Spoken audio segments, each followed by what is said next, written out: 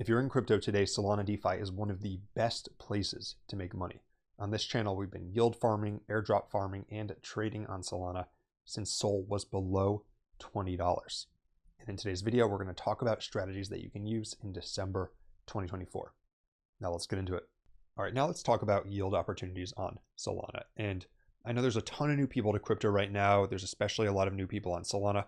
So I'm going to start off with the most basic, least risky DeFi strategies. They might be reviewed to those of you who are power users, but I'm going to show those and then I'm going to get into more advanced, more risky strategies throughout the video. However, if you're new, understand that anything in DeFi carries some risk, carries smart contract risk. And the very first strategy to use if you're holding Sol in your wallet right now and you're not earning yield is staking or liquid staking. If you're holding Sol and you're not earning yield, you are leaving money on the table, and in fact, you are losing money because you're being diluted by inflation. Fortunately, it's pretty easy to stake directly through your wallet. I'll post a link to my tutorial in the description. Or if you want to use your Sol in DeFi, you want to have access to it in a liquid way, you can liquid stake. And Jito is the largest liquid staking platform on Solana with billions of dollars deposited. And through Jito, you can actually earn close to 11% on your Sol. It does this through a combination of staking, which the rewards come from inflation and network fees, and then also from MEV. And you can see that currently that's 10.9%. The way this works is you deposit your Sol, you receive Jito Sol in return. It'll be equal 1-to-1, but it won't be 1 Jito Sol equals 1 Sol, because the value of Jito Sol is constantly going up over time in terms of Sol. And then you can trade it for Sol at any time, or you can unstake it and wait the unstaking period to receive it. So this is basic, right? If you're new to DeFi, at a minimum, start earning yield this way. And later in the video, I'll have some more advanced strategies that use this combined with leverage to earn even higher yield on your Sol. Next up, we have what I think is the best risk-adjusted return yield in crypto right now, and that is Jupiter. Now, you may know Jupiter as a major decentralized exchange aggregator, the largest on Solana. However, they also have a perp dex, and that lets you trade Sol, ETH, or Wrapped BTC on leverage. And I'm not here to say you earn yield by trading them on leverage. However, what you can do is you can take the other side of that trade. You can provide liquidity and be the house, if you will, right? Most people lose money trading, but the casino wins. You can be the casino in this case, and you can be the casino by providing liquidity to the JLP pool. That stands for Jupiter Liquidity Provider. And I'm going to show you why I think this is the best yield pool in crypto right now. First, the composition. It's composed of 43% Sol, 11% ETH, 12% Wrapped BTC, and then the rest is USDC and USDT. So right there, we see it's a combination of stablecoins as well as blue chip assets, and Sol being the largest one because it's on Solana. Then we look at the size. It's 1.182 billion. So you're not going to dilute this. If you are going to dilute it, if you're going to deposit $100 million and you're watching this channel, welcome. Shoot me a DM. But I'm guessing no one watching this video is going to be diluting this pool. And so because of that, you can put in whatever size you want and start earning that yield. And then you're earning 58% APY on top of that. And it's been high basically throughout this year. There's been times it's as low as 25 or 30%, times it's as high as 100%, but it's been high. And the reason why is this yield is coming from traders' losses, and it's also coming from fees, from them opening trades, closing trades, price impact, borrowing fees, trading fees. So people who are spending money to trade, and many people are willing to spend money to trade crypto, if they're using Jupiter, they are paying fees, and those fees are going back into this pool. So throughout the year, even as price has gone up and down or chopped, JLP has just been good. So in times like this, when price is really roaring like it is right now, you're going to miss out on some price growth because you're holding some stable coins in here. However, as you take profit this cycle, right? I take profit. I think this is a good place, that money that's not totally out of the market, I might keep some of it in here, and it's just going to keep earning that yield, keep some exposure to the market, but be in a basket of blue chip assets with some volatility muted by stable coins. So I think JLP is really powerful. And like Jito, later in the video, I'll show some strategies that incorporate this with leverage so you can earn even higher yields. Next up, stablecoin incentives. Now you always have to be careful with stablecoin farming because stablecoins, they're usually equal to $1. If the yield is high, you always have to ask where exactly is the yield coming from, because you don't want to end up into a situation where you are the yield. However, in this case, currently on Kamino, which is the largest money market on Solana, there's actually some very solid yields, and the incentives behind them are transparent. So let's talk about those. Here is the top markets on Kamino right now, and a couple I want to highlight are USDS, USDT, and Pi USD. And you can see that USDS is 18%, 18.2 to be exact. USDT is 16.3%, and then Pi USD is 15%. And so why are these yields so high? We'll start at USDS because I think this is probably the best opportunity here at the moment. So USDS, you may, if you're in DeFi, you may be saying, what is this stablecoin? Why have I not heard of it? Well, you probably have, because USDS is DAI, D-A-I. Maker rebranded to Sky, DAI rebranded to USDS. It's the third largest stablecoin, and they are deploying on Solana. Maker has never left Ethereum before. Well, they've never deployed elsewhere besides Ethereum. Even during all the hype from 2021, 2022, other chains, they stayed on Ethereum. Well, they've now deployed on another chain. They've deployed on Solana.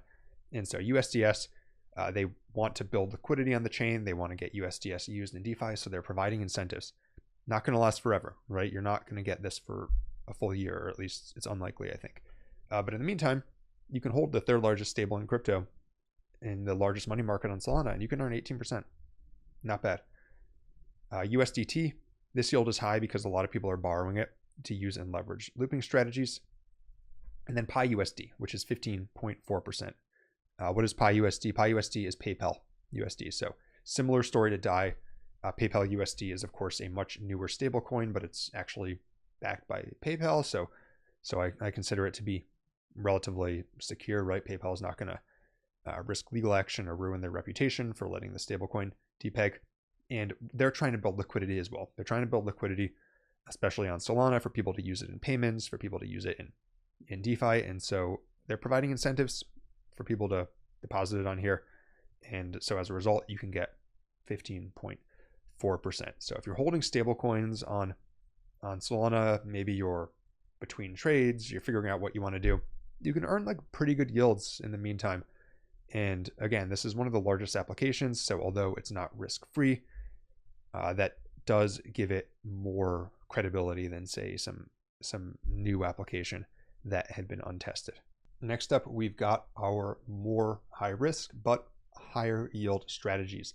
And these involve leveraged looping. So understand you're taking on extra risk when you do this. However, you can, if you're interested, boost some of the yields that I already talked about today. So these strategies are also on Kamino, makes it easy, and we're already adding one element of risk with leverage. I don't want to add another element of risk with going into a smaller untested protocol. So we're going to stay on Kamino for this. You can go to the multiply tab over here, and they have strategies that involve both JLP as well as liquid staked Solana. So we're taking some of these things we talked about earlier. Now you can add a little bit of leverage. Again, if you're going to do this, be very responsible. I would never go to the max, and I would always understand what you're doing. So the one that I think makes more sense if you're going to do this is Jito Sol. And so what happens here is you're providing Jito Sol as collateral.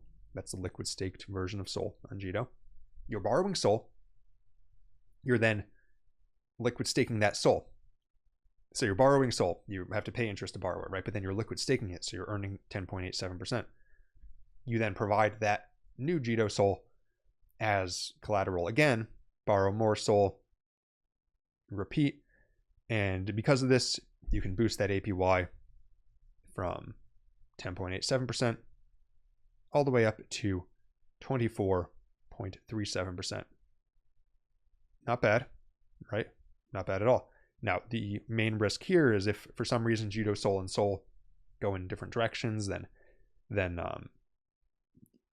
you run risk of losing some of your funds. That's why I would never go to the max, but I think that it's relatively unlikely, and I think that certainly any difference I think would probably remedy itself quickly since you can redeem Jito Sol for Sol. Just understand you are adding another element of smart contract risk as well. And then there's the JLP yield loop. So let's look at this. JLP Pi USD. What's happening here? Well, net APY is over 99%. So understand that what's happening here is basically you're depositing JLP, you're borrowing Pi USD, you're then using that Pi USD to buy more JLP. Repeat. Now, the problem is with this is that if price goes down on these tokens, Sol, ETH, Wrap, BTC, you're going to lose even more money than if you were just holding JLP, because you're still going to own that same Pi USD that you borrowed, right? You are actually adding a leverage, even though a substantial portion of this is stablecoins. It's not all stablecoins, so you are actually adding some like more leverage in the way people think about it here. Some smaller DeFi apps that I want to highlight this month for those of you who want to be a bit more on the cutting edge. One is Lulo. Now, this is a yield aggregator, which I always consider to be extra risky. However, the interesting thing with this is you can deposit funds into here and it will find the best rates across a whole variety of Solana-based lending opportunities. So it looks at Kamino, looks at Drift, looks at Solana, looks at MarginFi, and depending on the asset you're depositing, it may find a higher yield on one versus the other. So it's sort of a yield aggregation, yield optimization platform. Again, you're adding another element of risk through a yield aggregator. But for those of you who want to be on the cutting edge, you can use this. And they also, guess what, don't have a token yet. So maybe there's an airdrop opportunity there. And then the final thing I want to share is this interesting website, DAOs.fun. Now, the crazy thing here is that Mark Andreessen of A16Z actually launched this DAO, AI16Z, on here. You may have heard of it because it has a market cap of $268 million already. And basically, this DAO is an on-chain agent that's also a money manager. And truthfully, I don't expect that these agents, at least the initial ones, are going to perform that great. But it's an interesting experiment, an interesting synergy between DeFi and AI, and it is on Solana. So by far the largest one is this AI16Z, but maybe some of you want to play around on here. By the way, if you want more yield opportunities like this more frequently, every single week in my newsletter, I send out a farm of the week. So for example, this past week, I covered JLP days before I made this video. So check it out, dynamodefi.substack.com. All right, now let's talk about some specific DeFi tokens on Solana. And if you've been following crypto at all recently, you've probably seen that the activity on Solana is completely exploding, right? It's dominating rankings in the App Store. It's dominating rankings on chain. And maybe that's some of you, right? Maybe some of you, you're in the trenches, as they say, you're trading meme coins. But even if you're not, you can still profit from all that activity. And just to give you a sense of the scale of activity, right? This is Solana network. So we've got here deposits and DeFi apps in blue, then these bars in pink. Those are fees that are paid to the Solana network. So it's accumulation of all fees. And if you look at since a year ago, TVL has more than 10x from around 1.4, 1.5 billion to over 18 billion. And the fees now, people are paying over $10 million of fees a day to use the Solana network.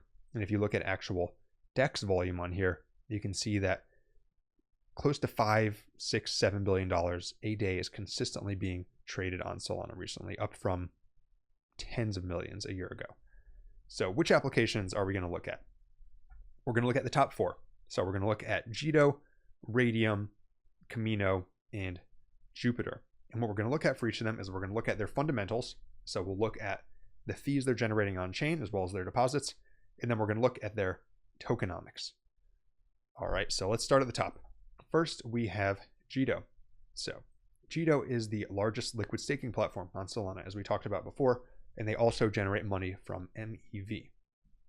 Now, in terms of actual usage, very high. They have $3.6 billion deposited. And in terms of fees, on a typical day, they're bringing in around $10, $12 million of fees recently. And you can see that's come up a lot in the past few weeks. So you always have to keep in mind that you don't know necessarily whether this is going to maintain at that level, keep going up, or whether it was a blow off top and it's going to return back to where it was before. But let's, at a minimum, I usually like to look at the weekly or monthly chart, and then you can kind of get a sense of whether it's valued fairly. So for this month so far, we're only 2/3 through, but it's at about 135 million. Last month, 79 million. Pretty solid. So let's look at the tokenomics though. So the first thing I like to look at with tokenomics is, of course, what is the market cap? And you can see that's here on DeFi Llama, $424 million. But really for tokenomics, I like to go to this other website, tokenomist.ai. It is all about token economics. So it's token unlocks, tokenomics, token distribution, etc. And so the market cap on this is actually fairly reasonable compared to fees and TVL at $425 million. However, I think that there's something to be concerned about with Jito, and the reason why I personally am passing on investing in it right now.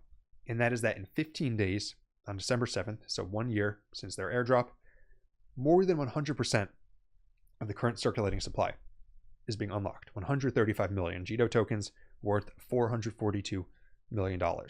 Not all of that is going to be sold, right? I'll say that right now. Not all that's going to be sold. But that is a huge amount of potential sell pressure because people are potentially up a lot of money on this sell pressure that's going to be coming on the market.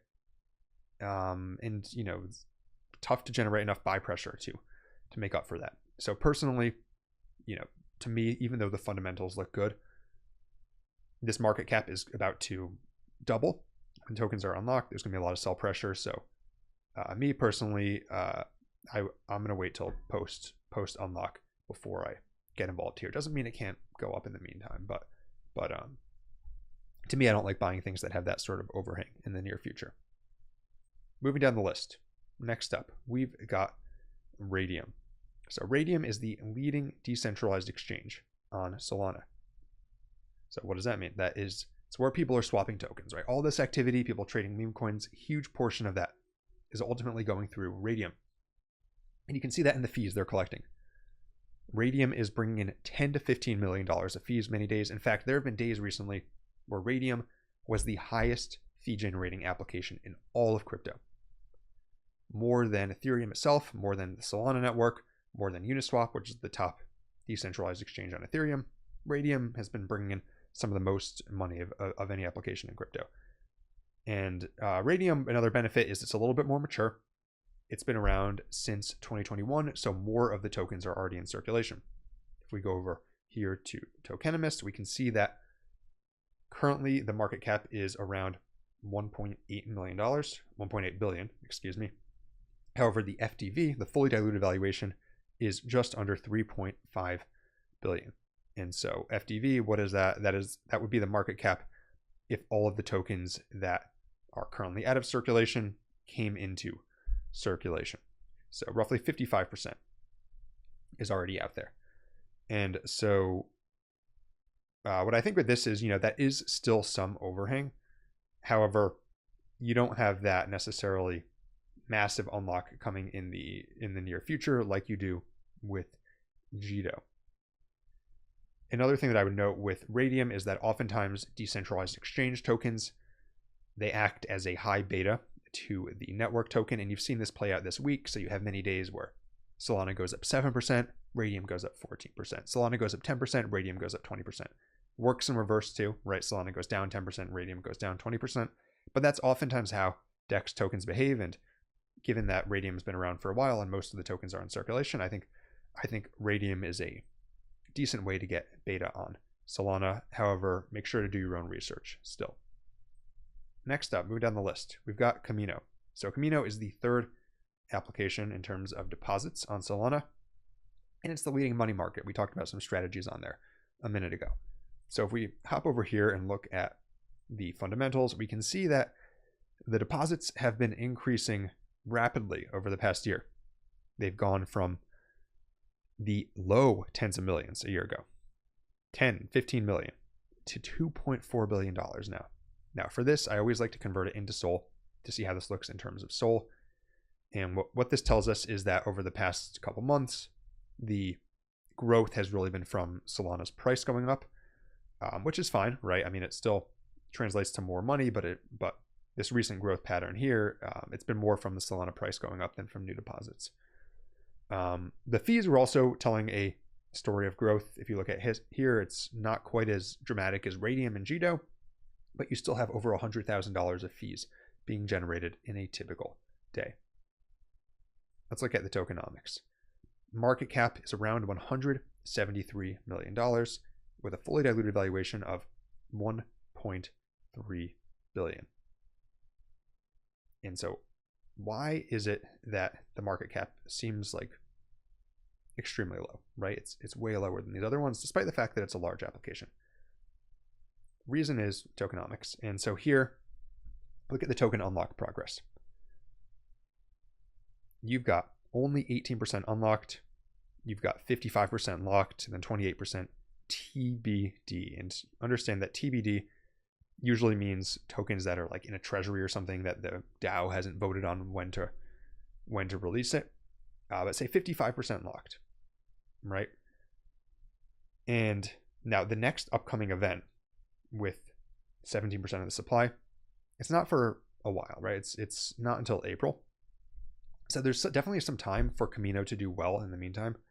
But if you're looking at this, for example, as a long-term hold, then I would take into account the fact that probably its price is being suppressed by the fact that its FDV is so much higher than its market cap. And people who are looking maybe on a 6-month, 1-year horizon, they're worried about getting burnt. That being said, the current market cap circulating is relatively low compared to these fundamentals. All right, to wrap things up, let's look at Jupiter. And Jupiter's interesting because a huge amount of Solana activity goes through Jupiter, right? Since they've got their DEX aggregator. However, their TVL here is 2.314 billion. It's not coming from their aggregator as all. No money is staked in their aggregator. It just routes it through other exchanges. This is coming from two things. It's coming from their perp DEX, and it's coming from their Jupiter staked SOL, which is their liquid staked SOL. And so if we look here, we can see that their TVL has been growing rapidly, right? Before the exchange, they had no TVL. And then if you look at the TVL in terms of SOL, then you can see it's actually been increasing in terms of SOL. So remember, Kamino was flat in terms of SOL recently. Jupiter, TVL is increasing rapidly in terms of SOL. You had this huge run up in July and August, and then even since then, it's been increasing steadily as the months go on. So I think this is probably one of the stronger growth stories in crypto. They've now launched at least 3 widely used products, which is great. And if you look at the volume on their derivatives exchange, we'll look at it in terms of weekly, you can see that that is also increasing rapidly. And what I like about that is that perp dexes historically, perps in general are one of the top ways to generate money in crypto, one of the most proven business models. And so because people are willing to pay fees to trade. I mean, it's just how things are. So there's a lot they can do with that. Unfortunately, Jupiter's tokenomics leave a bit to be desired. The market cap is currently 1.5 billion. It's top 100. Other people have assessed, as I did, that the team has a history of making good products. However, unfortunately, only 14% is unlocked. So, this one, it really kills me when I see something like this. The fundamentals look great. Products are phenomenal. Love the products. Some of my favorite in DeFi. But it's really tough to justify investing in something when, you've got 14% unlocked and the FDV is over $11 billion. Now, a lot of these unlock schedules, they're not determined yet, right? Could be for future airdrops, could be for other things like that. But eventually, most likely, most or all of this is going to come on the market. Some of it could be short term, some of it could be long term. But this one's pretty low float right now, which makes it really tough to invest in. In a true blow off top for the Solana ecosystem as one of the top apps, certainly it could have some upside. But if you look at the price, for example, we'll get rid of these other things here. Despite all this growth, price has been flat. And I'm sure a solid portion of that is unlocks and future unlocks. By the way, if you want to learn how to do this sort of fundamental analysis yourself, that's all the premium version of my newsletter is built around. I've got this on-chain academy, which is 3 hours of videos about how to do research on-chain with these sorts of metrics, as well as weekly posts, either doing deep dives on different protocols or giving you a rundown of all the stats for the week in depth. dynamodefi.substack.com. Let me know down in the comments which DeFi strategies you're using on Solana. And until next time, this is Dynamo DeFi.